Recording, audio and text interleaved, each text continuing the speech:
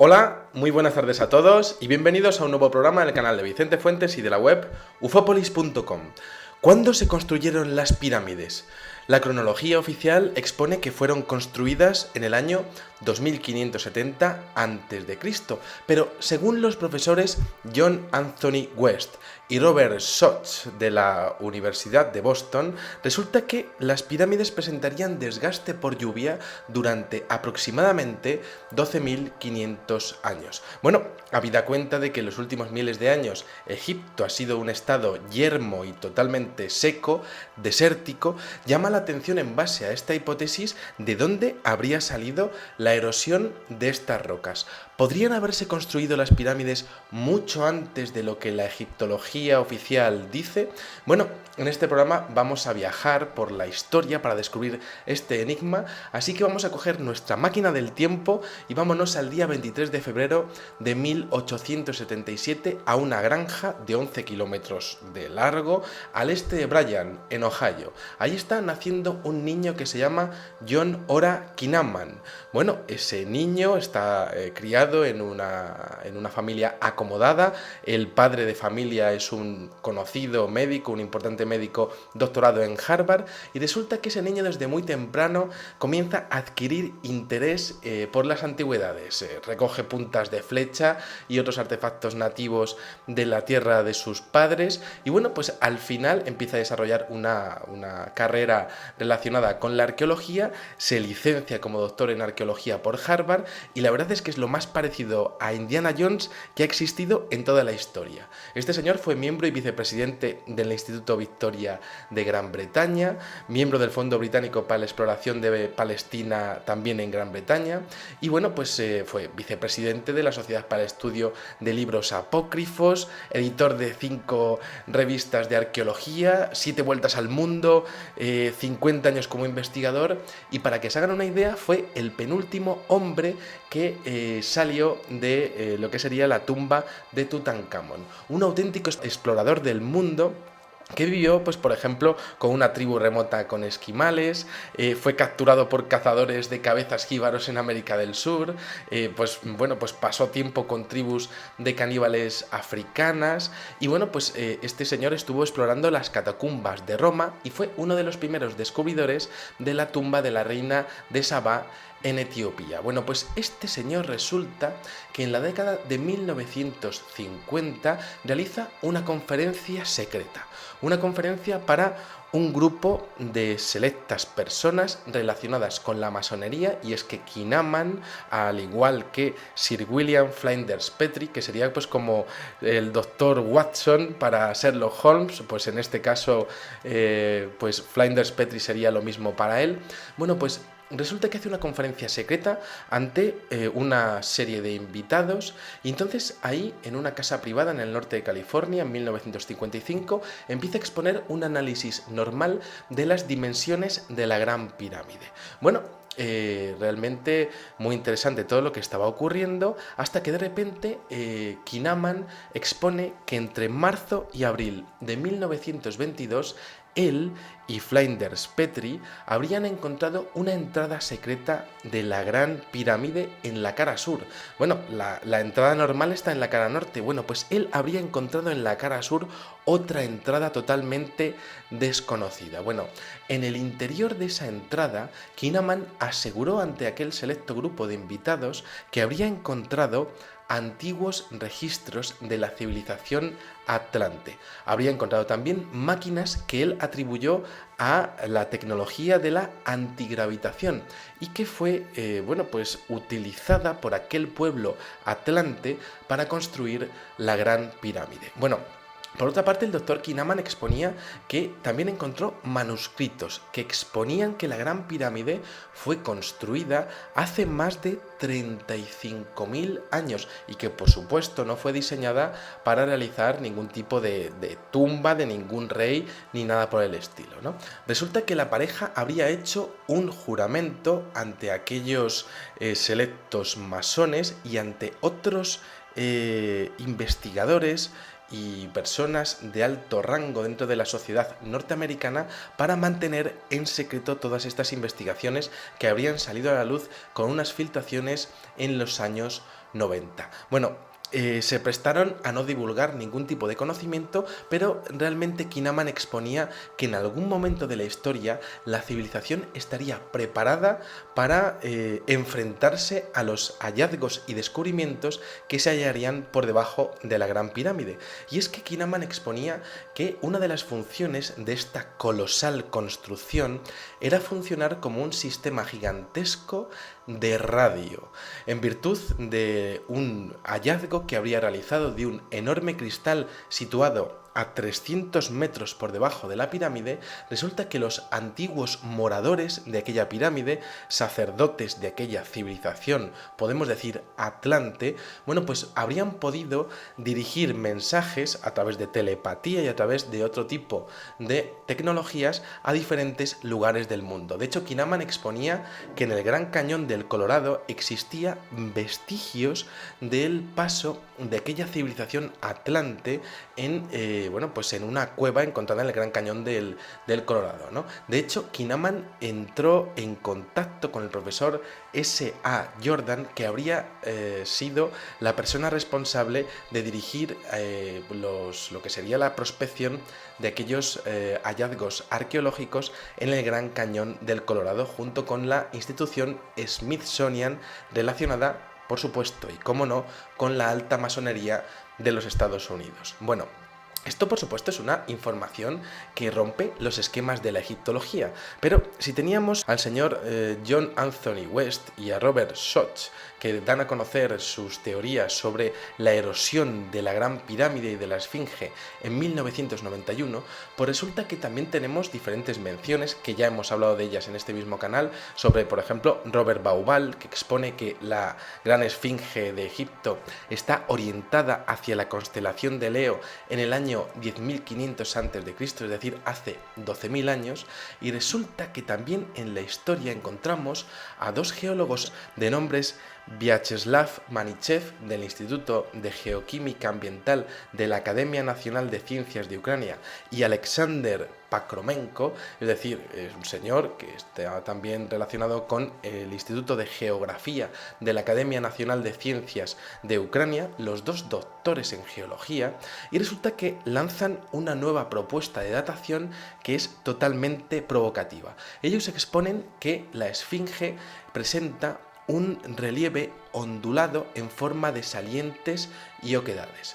Bueno, ahí se fijan y entonces empiezan a exponer que, pues la egiptología oficial dice que esto es, pues ha sido formado por el efecto abrasivo del viento y de la arena. Concretamente, estos salientes y estos entrantes se deberían a que las capas de roca más duras soportarían mejor la acción erosiva y se convertirían en salientes, mientras que las capas más blandas pues habrían resultado más afectadas y habrían formado huecos. Bueno, pues resulta que Manichev y Pakomenko exponen que este argumento no explica la inexistencia de estas oquedades en lo que sería la cabeza de la Gran Esfinge.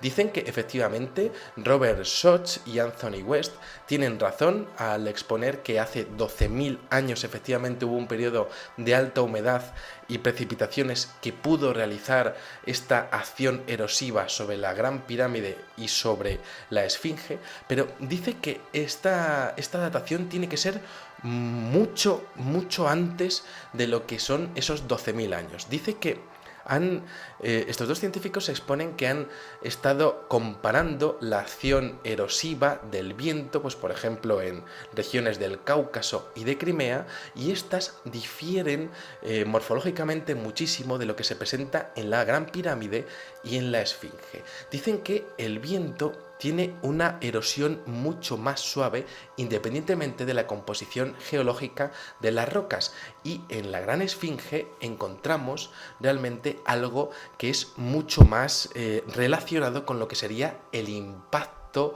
con olas, con agua, ¿no? Bueno, en concreto, esta acción acuática produciría a lo largo de decenas o incluso cientos de miles de años ondulaciones exactamente idénticas a las que se ven en la gran esfinge de Gizeh. Bueno, ¿cuál es el fundamento científico que exponen estos dos investigadores? Bueno, pues ellos dicen que la composición geológica del cuerpo de la esfinge es una secuencia de estratos o capas de piedra caliza con pequeñas capas intermedias de arcilla, y que una erosión abrasiva por arena y viento hubiera afectado de manera totalmente uniforme al monumento siguiendo las diferentes capas geológicas. Pero lo cierto es que las oquedades se presentan dentro de diferentes estratos o bien solo afectan a una parte de un estrato homogéneo. Bueno, ¿qué significa esto? ¿Qué diablos significa esto? Bueno, pues estos geólogos lo que están diciendo básicamente es que la esfinge tuvo que estar sumergida durante muchísimo tiempo bajo las aguas. De hecho, identifican el periodo del Pleistoceno entre 1,6 millones de años y 10.000 años como la base para presentar una erosión de estas características. Esto enlazaría con esta teoría de los 12.000 años de antigüedad que estaban presentando tanto Soch como Anthony West. Bueno, esto es realmente increíble porque ¿qué tipo de civilización podría haber antes de los mesopotámicos y de los sumerios, que son realmente la cuna de la humanidad? Bueno, pues en este contexto tenemos que hablar de un hombre que se llama Albert Schlossmann. Este señor fue profesor de matemáticas y doctor en análisis informático, participante en los programas de la NASA Pioneer, que se dedicó a lanzar sondas hacia Júpiter y hacia Saturno entre 1973 y 1975. Bueno, un perfil tan científico sorprendió mucho a la hora de publicar un libro que se llamaba El Gran Cataclismo y que exponía lo que habría sido de una civilización relacionada con los atlantes, relacionada con lo que aparece en los diálogos del Timeo y de Critias de Platón, y que habría desaparecido hace 12.500 años. Bueno, el señor Schlossmann expone que este conocimiento se puede ver perfectamente en un sitio muy determinado, que es el zodíaco, es decir, un calendario de constelaciones que fue descubierto en el templo de Dendera en el siglo XIX por las tropas de Napoleón. Bueno, aquí nos encontramos una losa de 3,60 metros de largo y 2,40 metros de ancho, con un grosor de 90 centímetros. Bueno, según Schlossmann, resulta que aquella piedra, que a día de hoy se encuentra en el Museo del Louvre, fue cortada en zigzag para ser transportada, pero que originalmente habría tenido una serie de dibujos de formas de líneas en zigzag rodeando todo lo que sería este monumental calendario de constelaciones, ¿no? Bueno, esto es interesantísimo porque la representación del agua en el antiguo Egipto es una línea con forma de zigzag. El plural del agua, que serían las aguas, serían 2 líneas.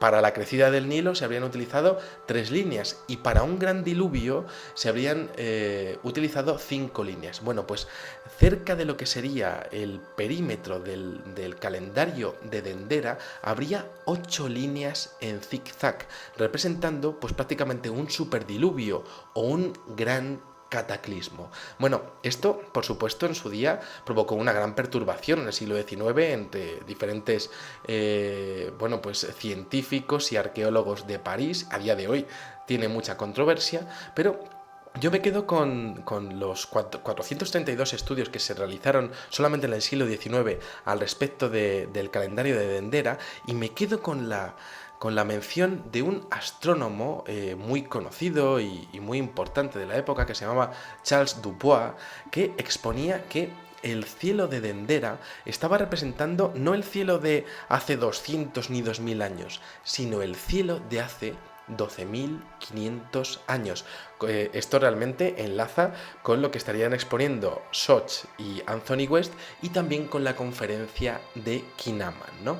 Bueno, Este antiguo mapa celestial contiene toda la información necesaria para observar el tránsito de nuestro planeta a través de diferentes constelaciones en un ciclo de 25.625 años, que por supuesto esto es algo realmente fascinante porque cómo consiguieron llegar a ese conocimiento sin tener ningún tipo de, bueno, de tecnología como la que utiliza la NASA a día de hoy. Y de hecho, aquello es que es muy inteligente el diseño de lo de Dendera, ¿no? Porque tenemos la eclíptica, que es la línea a lo largo de la cual se distribuyen todas las constelaciones. Bueno, pues esta línea efectúa un movimiento ondulatorio, es decir, la altura de esta línea sobre el horizonte se llama declinación y la declinación máxima se alcanza en las regiones de Géminis y Tauro y la mínima en las de Acuario y Capricornio. Bueno, pues los diseñadores de aquel inmenso planisferio de Dendera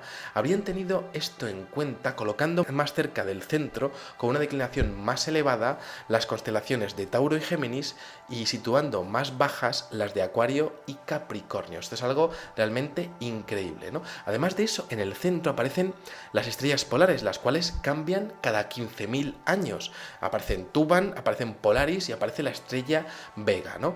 También aparecen diferentes alineamientos con las constelaciones de Sagitario y Escorpio, las cuales muestran la dirección hacia el centro de nuestra galaxia.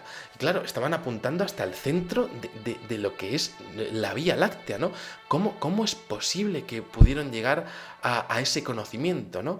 Y todo esto relacionado con esta fecha de hace 12.500 años, pero si es que no había ningún tipo de civilización hace 12.500 años, que sepamos, o es que acaso realmente todo lo que hay en Egipto es el vestigio de una civilización atlante que quedó atrás en el tiempo y que se hundió tras ese cataclismo de las 8 líneas que aparece en este increíble planisferio de Dendera. Bueno, al respecto de esto tenemos algunos estudios que están relacionados también con diluvios, ¿no? Como por ejemplo un libro que se llama El vuelco de la Tierra, de un magnífico investigador que se llama Juan Bonet, que lo publica en la Universidad de Navarra y que expone que a lo largo de la historia ha habido 4 vuelcos de nuestro planeta, vuelcos aproximadamente 180 grados, con el consiguiente cataclismo. Bueno, pues estos 4 diluvios, el último de ellos, correspondería con el año 12.500 antes de Cristo. Y esto además enlaza muy bien con lo que sería una inundación del antiguo Egipto que aparece en los cronistas árabes, referencias en cronistas árabes como por ejemplo Ibn Afir, citado por Al-Makrizi, que dice textualmente: las huellas del diluvio y del nivel alcanzado por las aguas se distinguen todavía hacia la mitad de la altura de las pirámides. No pasaron de ese límite.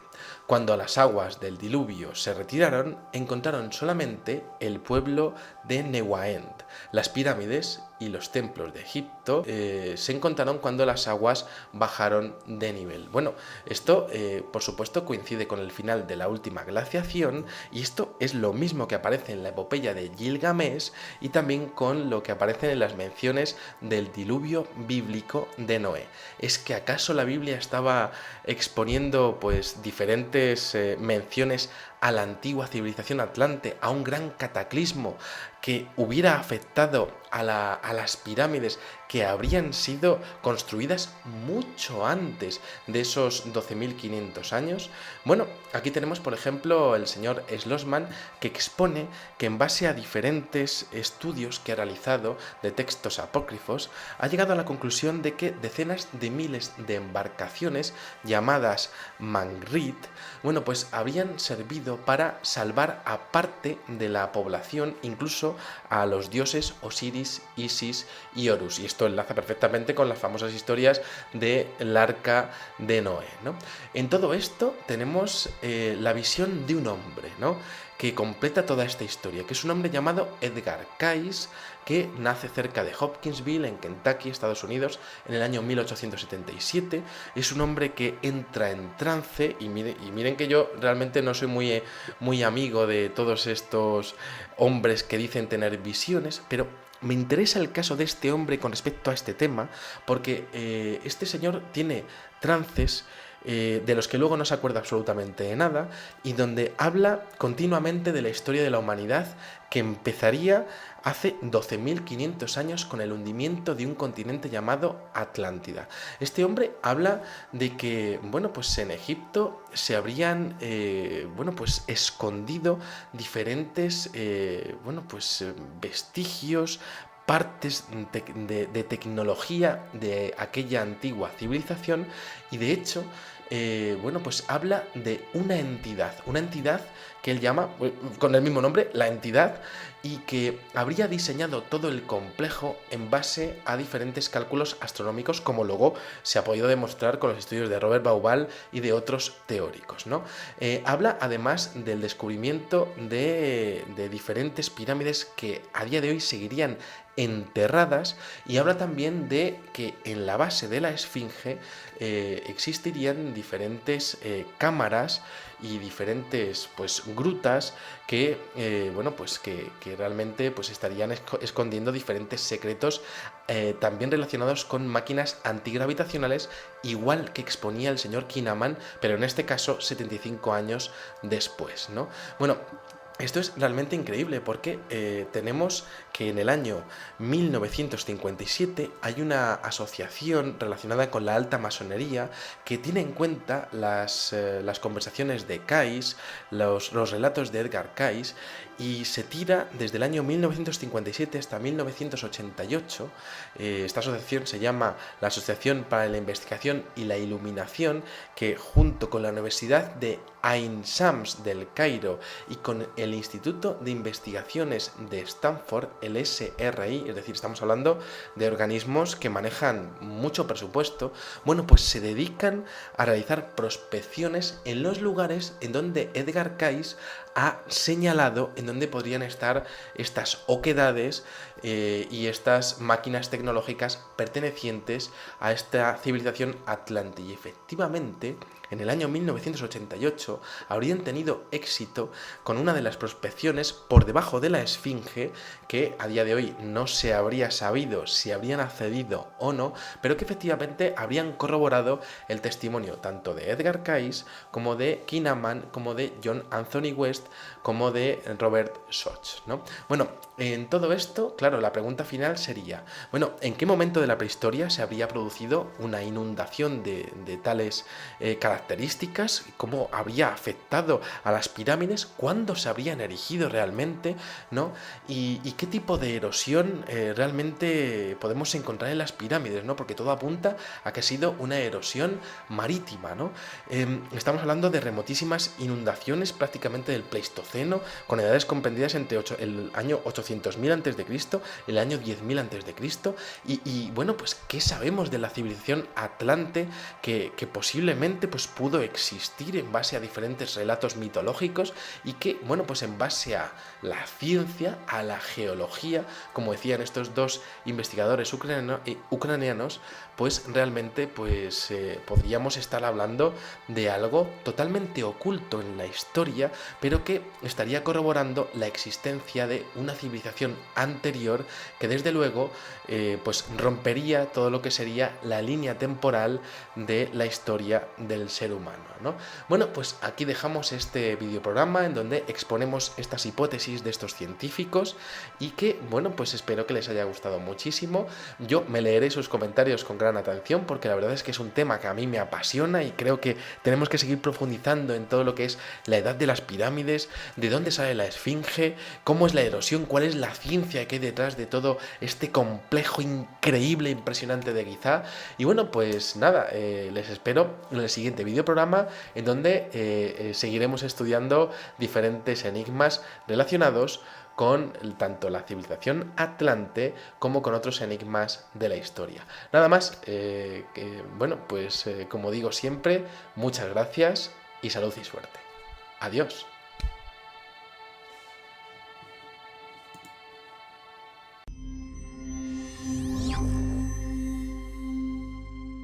construido las pirámides mucho antes de lo que la egiptología oficial dice? Bueno, en este programa vamos a viajar por la historia para descubrir este enigma, así que vamos a coger nuestra máquina del tiempo y vámonos al día 23 de febrero de 1877 a una granja de 11 kilómetros de largo al este de Bryan, en Ohio. Ahí está naciendo un niño que se llama John Ora Kinnaman. Bueno, ese niño está criado en una familia acomodada. El padre de familia es un conocido médico, un importante médico doctorado en Harvard, y resulta que ese niño desde muy temprano comienza a adquirir interés por las antigüedades. Recoge puntas de flecha y otros artefactos nativos de la tierra de sus padres, y bueno, pues al final empieza a desarrollar una normal de las dimensiones de la Gran Pirámide.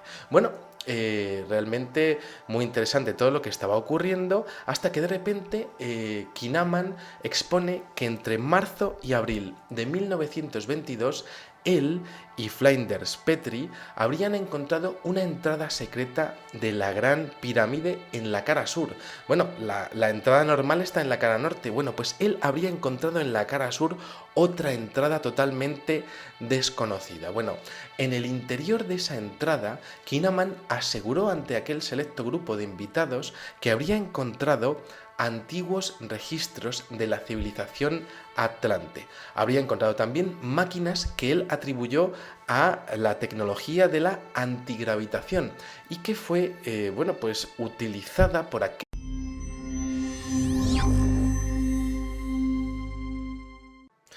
Hola, muy buenas tardes a todos y bienvenidos a un nuevo programa del canal de Vicente Fuentes y de la web ufopolis.com. ¿Cuándo se construyeron las pirámides?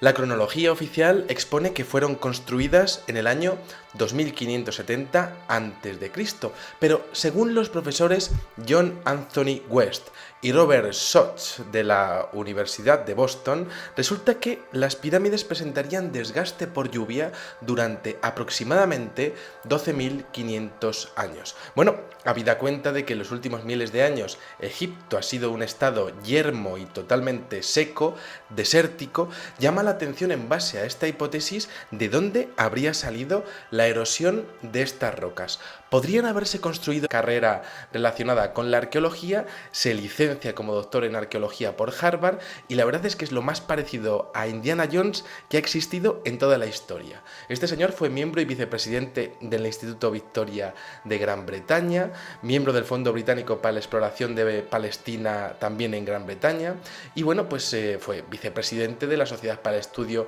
de Libros Apócrifos, editor de 5 revistas de arqueología, 7 vueltas al mundo, 50 años como investigador, y para que se hagan una idea fue el penúltimo hombre que salió de lo que sería la tumba de Tutankamón, un auténtico explorador del mundo que vivió, pues por ejemplo, con una tribu remota con esquimales, fue capturado por cazadores de cabezas jíbaros en América del Sur, pues pasó tiempo con tribus de caníbales africanas, y bueno, pues este señor estuvo explorando las catacumbas de Roma y fue uno de los primeros descubridores de la tumba de la reina de Sabá en Etiopía. Bueno, pues este señor resulta que en la década de 1950 realiza una conferencia secreta, una conferencia para un grupo de selectas personas relacionadas con la masonería, y es que Kinnaman, al igual que Sir William Flinders Petrie, que sería pues como